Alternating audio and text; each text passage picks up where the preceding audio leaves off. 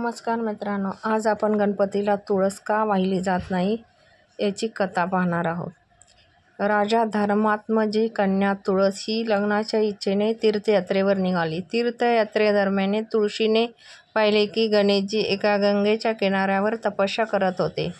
त्यांच्या शरीरावर चंदन लागले होते, गळ्यात रत्नांची माळ होती, कमरेत रेशमाचे पितांबर गुंडाळले होते. ते एका सिंहासनावर बसून तपश्चर्या करत होते. गणपतीचे सुंदर रूप पाहून तुळशी मंत्रमुग्ध झाली. तिने त्यांच्याशी लग्न करण्याची इच्छा व्यक्त करत गणपतीची तपस्या भंग केली. भगवान गणेश हे पाहून संतप्त झाले आणि तुळशीचे हे कार्य अशुभ असल्याचे वर्णन केले. तुळशीचा हेतू जाणून घेतल्यानंतर ते म्हणाले, मी ब्रह्मचारी आहे आणि यांच्या लग्नाचा प्रस्ताव फेटाळून लावला. हे ऐकून तुळशी संतापली. तिने भगवान गणपतीला शाप दिला की तुझे एक नाही 2 विवाह होतील. यावर भगवान गणेशानेही तिला शाप दिला की तुझे लग्न एका राक्षसासोबत होईल.